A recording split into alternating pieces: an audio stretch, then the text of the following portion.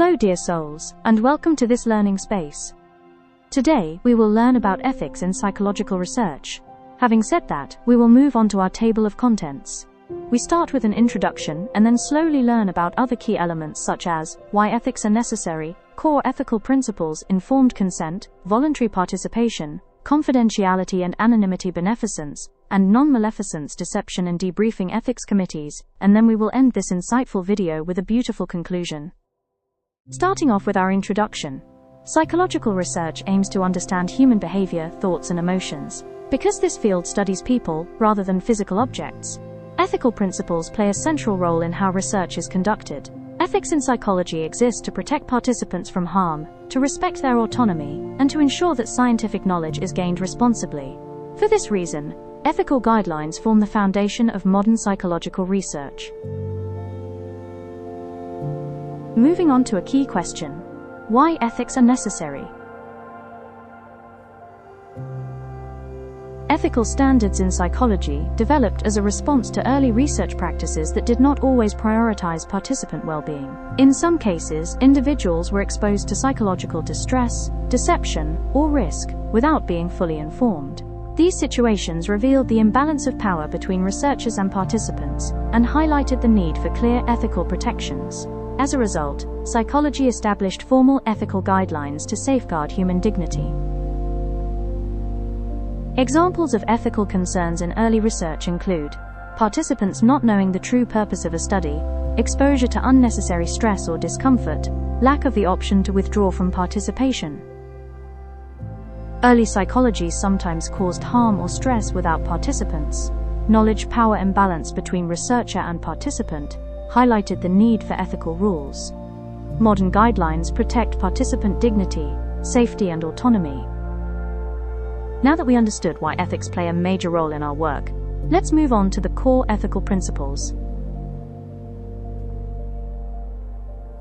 Modern psychological research is guided by several core ethical principles. These principles work together to ensure that participants are respected, protected, and treated fairly throughout the research process. The most important principles include informed consent, voluntary participation, confidentiality, and beneficence combined with non-maleficence.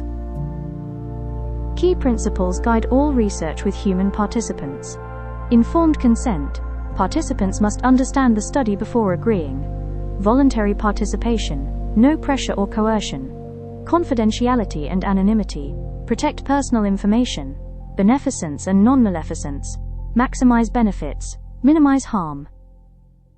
The first ethical principle that we're going to cover today is informed consent.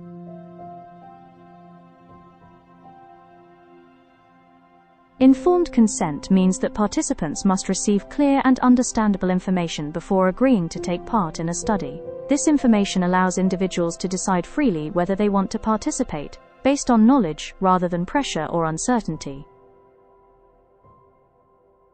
Informed consent typically includes information about the purpose of the research, the procedures involved, the expected duration of participation, possible risks or discomforts, participant rights. It also provides participants with full information about the study. Informed consent is a process, not just a signature. It ensures participants truly understand the study and what participation involves. Researchers must clearly explain the purpose and goals of the research, what participants will be asked to do, possible benefits and potential risks, how long participation will last, their rights, including the right to refuse or withdraw. This principle protects autonomy and builds trust between participants and researchers. Now that we understood what informed consent is, we will move to voluntary participation. Ethical research requires that participation be entirely voluntary. Participants must not feel pressured, coerced, or obligated to take part in a study.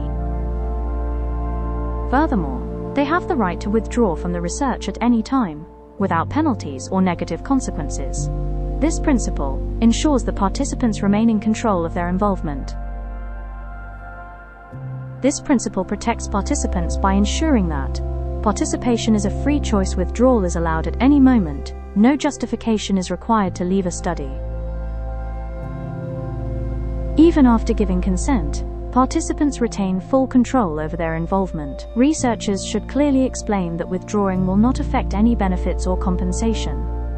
And finally, voluntary participation reinforces respect for participants' autonomy and reduces potential distress. Confidentiality and anonymity. Confidentiality and anonymity are essential for protecting participants' personal information. Confidentiality means that researchers must safeguard collected data, while anonymity means that participants cannot be identified at all. These measures help create trust and reduce the risk of psychological, social, or professional harm. Common methods used to protect participant data include removing identifying information using codes instead of names, and securely storing research data.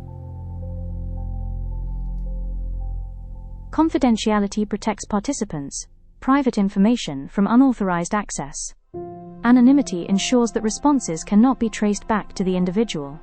These protections are especially important in sensitive studies, for example, mental health, personal beliefs. Ethical researchers must also plan how long data will be stored and how it will be destroyed safely. Beneficence and non-maleficence. The principles of beneficence and non-maleficence require researchers to maximize benefits while minimizing harm. Beneficence focuses on contributing positively to scientific knowledge or society, whereas non-maleficence emphasizes the responsibility to avoid causing physical or psychological harm. Ethical research carefully balances scientific goals with participant safety. Researchers must consider questions such as, does the study provide meaningful benefits?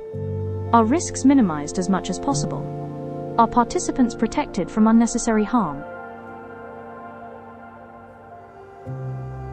Beneficence encourages research that benefits society, science, or participants themselves. Non-maleficence reminds researchers to minimize discomfort, stress, or harm. Researchers must weigh the risk-to-benefit ratio carefully. Ethical studies aim to advance knowledge while safeguarding human well-being. Moving on to deception and debriefing. In some psychological studies, full disclosure of the research purpose may influence participant behavior. In such cases, limited deception may be used, but only under strict ethical conditions. Deception must never cause harm and must always be followed by debriefing, during which participants are informed of the true purpose of the study. Ethical use of deception requires that no alternative method is available. Participants are not exposed to harm. Full debriefing occurs after the study. Even when deception is used, the well-being of participants remains the top priority. Researchers monitor participants closely, ensuring that any discomfort is minimized, and participants are always treated with respect. After the study is complete, something called debriefing takes place. During debriefing, participants are fully informed about the true purpose of the research and why deception was necessary. They are given the chance to ask questions, express concerns, and even decide whether their data can still be used. The idea is simple. Deception may temporarily obscure the purpose of the study, but debriefing restores transparency and trust. This approach allows researchers to answer important scientific questions while still prioritizing the dignity and rights of every participant. Ethics committees. Before a psychological study can be conducted, it must be reviewed and approved by an ethics committee, also known as an institutional review board. These committees evaluate research proposals to ensure that ethical standards are met and participant rights are protected. Their role is essential in maintaining ethical responsibility within psychological research.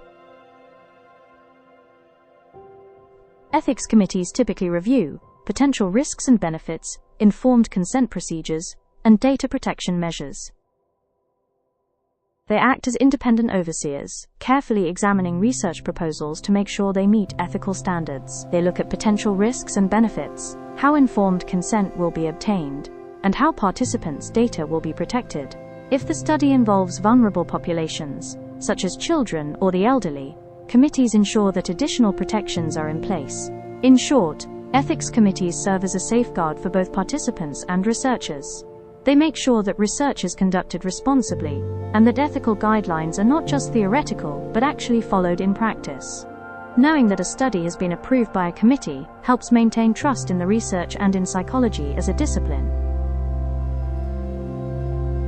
We've finally reached our conclusion. Ethics in psychological research ensure that scientific investigation remains humane, responsible, and trustworthy. By following ethical principles, psychologists protect participants while maintaining the integrity of their research. Ethical research is not only a professional obligation but also a moral commitment to respecting human dignity. Ethics more than a set of rules, they are the foundation of responsible, trustworthy science. By following ethical principles, researchers protect participants, preserve public confidence, and ensure that the knowledge gained is reliable. At its heart, it's about respecting people, safeguarding their well-being, and making sure that science serves society without compromising anyone's dignity. Thank you so much for your time, and for sharing this moment with me. May curiosity guide you gently, may learning feel like a quiet light in your day, and may every step you take be filled with calm and wonder. Keep exploring, softly.